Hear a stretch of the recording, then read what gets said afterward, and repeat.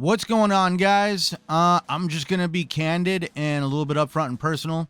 Yeah, it's been a little bit of a hot minute. I had somebody very close to me end up in the hospital, and I decided to do the absolutely insane, crazy thing, and that was take some time off and spend some time with somebody that I needed to spend time with, and just sit around the house playing some video games and having a great time and just watching a bunch of Halloween-based movies. So I hope you all had a great Halloween and we're all ready for what's going to happen towards the end of the year here with all the holidays and all the craziness that ensues that when it comes with the holidays.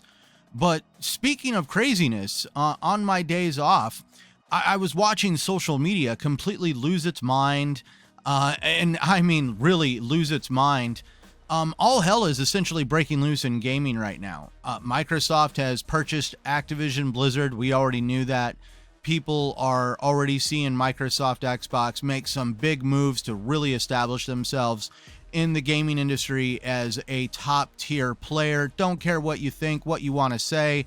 Xbox is here to stay, and they have really nestled in very nicely into their position in the gaming industry.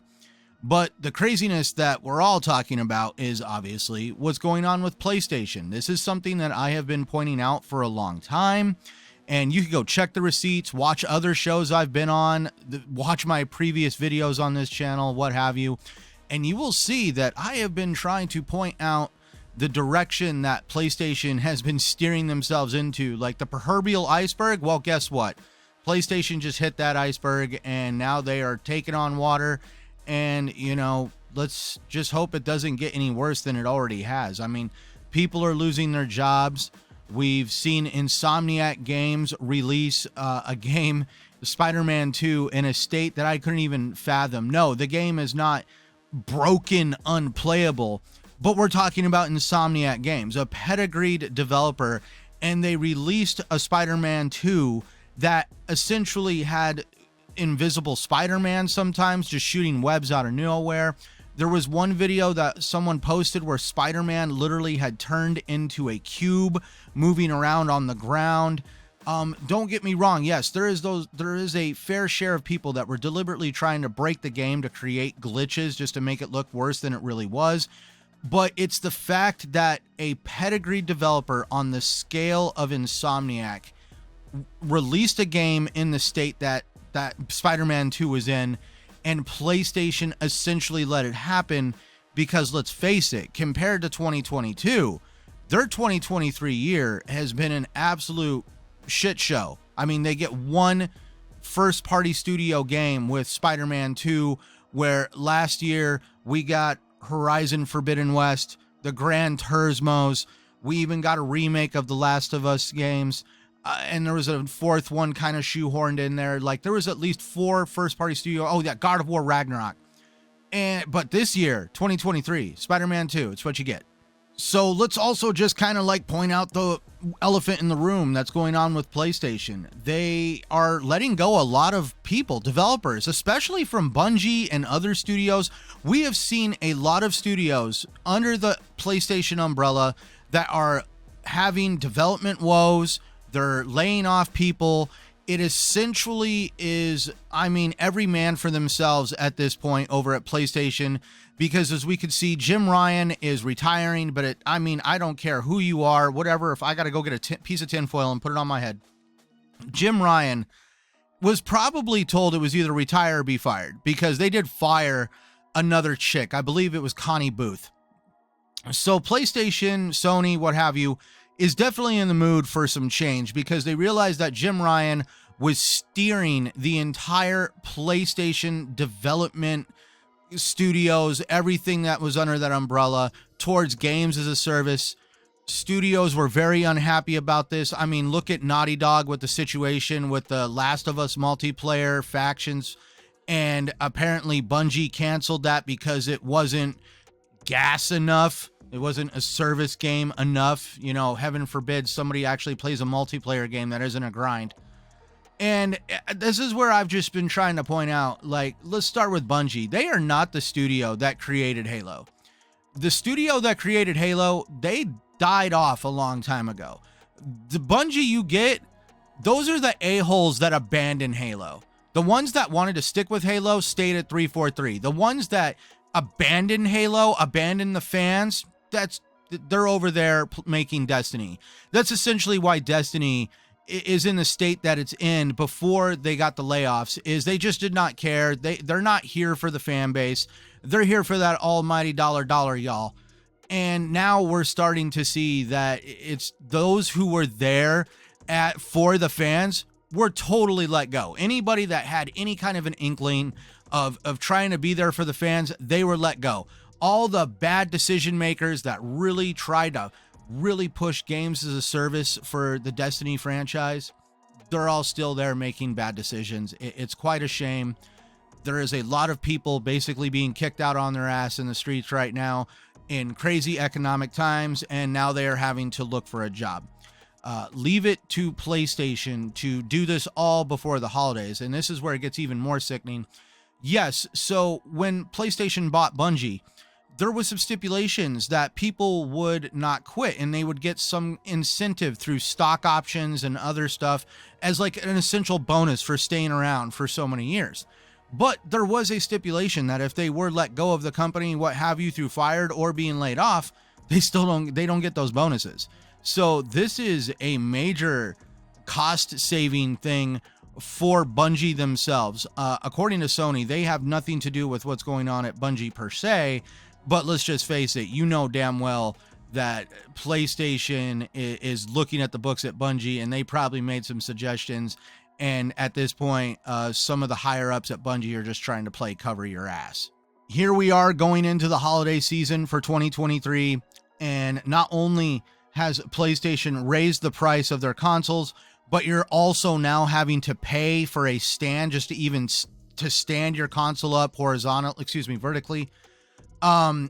It just feels that PlayStation has done everything it can to somehow squeeze every dollar out of its player base. This is why I use my PlayStation for exclusives. I'm not there to be treated as a walking ATM. I essentially use PlayStation for what I see them good for, and that is a decent third-person narrative-driven experience let's just face it, they do make some good story-based games, but at the same time, I don't feel very comfortable investing too heavily into the ecosystem because of things that they have done in the past and that they are going to continue doing as we go into 2024. And this is where I'm trying to warn everybody that even cares or doesn't care for that matter. There's a drought coming for PlayStation. They're going to rely even more on third-party deals. And I've said from the beginning, this reliance on third-party deals is going to bite Sony, PlayStation in the ass. I've been saying this for years now, that what happens when you keep throwing millions and millions and millions and millions again at these third-party BS incentives. We get early access to Call of Duty. There's a couple $1 million. Call of Duty maps, whatever. There's a couple $1 million. Red Dead Redemption 2, you got a really cool hat. I can only imagine the price tag on that. I can only imagine every little bit of money that Sony has spent to get any little bit of an inkling of exclusive this and exclusive that. Here's an exclusive sock. Here's an exclusive t-shirt. Here's an exclusive hat. Oh, we're going to keep forking out millions and millions and millions of dollars for Final Fantasy VII. And by the way, we're going to starve all our first-party studios that want to create narrative-based games, and we're going to shoehorn them into games as a service. I can see now why Jim Ryan is getting the hell out, because he knows that there is a reckoning coming. Like, there was a photo that today I saw floating around on social media of Sony's Yoshida actually visiting with Microsoft representatives over there in Japan. Like, oh my God. Like, at this point, even Yoshida realizes that Xbox has made some powerful moves. And at this point, what can we say, man? Sony has just really kind of made their bed, and it's time for them to lay in it. Can we say we didn't see this coming while everybody was championing all this stupid exclusive crap? Essentially, it's crap. And now what do you have? You have no first-party studio games, at least right now, for 2024. I'm pretty sure there's going to be at least one, hopefully, God willing. But I mean, can we really say that is the PlayStation community really looking forward to games as a service? Are they really are we going to champion that PlayStation has actually just before the holidays laid off a large amount of people? Yeah, Xbox, Microsoft, they had layoffs. But they didn't do it near the holidays. They did it at the beginning part of the year.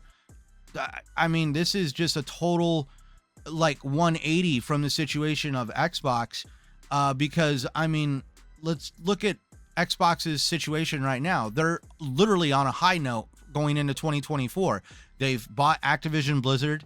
They're even putting up job postings. I'm sorry, I loved it. Literally, the guy over at ZeniMax Bethesda was poaching on social media, being like, hey, guess what? For any developers that have lost their job, we're hiring. Please give us your resumes. They're it is a total different situation over at Xbox right now. And we could see that Xbox's direction of just being like the tortoise in the hare.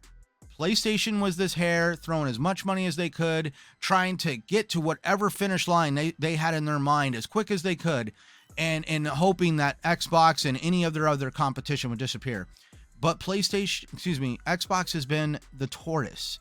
They've been slowly doing things, little drip feed, little studio here, little studio there, bringing out a service like Game Pass, just slowly drip feeding money into themselves and drip feeding value into their ecosystem for the consumers to embrace. And I mean, I really do enjoy paying $17 a month for a large amount of games. I'm enjoying playing Lies of P, Starfield. There's a large amount of games in Game Pass. I mean, too much. I feel like I'm drowning, and I also have this immense backlog.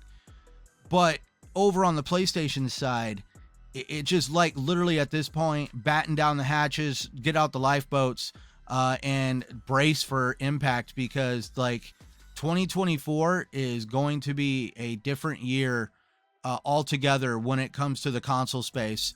And I'm kind of wondering what it's all going to look like this time next year. So I'm not going to sit here and drone on. There's a lot of people on social media and YouTube that have done that. I'm here to just basically say that it's going to be a fun time being an Xbox fan, because this is something that I've been saying is going to be happening for a while. And now it's all starting to come to fruition that PlayStation has put way too much money into things that don't matter, and they have now dropped the ball. They really have nothing on their first party studio offerings at this point, other than trying to scrap what they can, salvage what they can, and rely on third party for a little while now to try to at least give them something for the time being. So for those interested in wanting to keep up with my content, I'm going to try getting back out on releasing it regularly.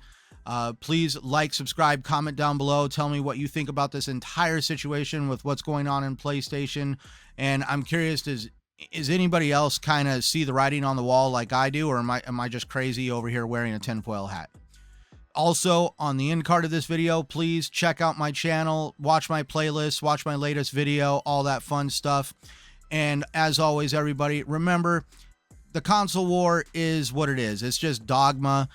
Yeah, it's fun to poke and prod at it. I am an Xbox fan. But at the end of the day, I'm not going to tell you what to do. Just go and play the games that you love on the platform you prefer, no matter what anyone, even myself, says, and just have fun. Thank you for watching, and I am Centurion 1307.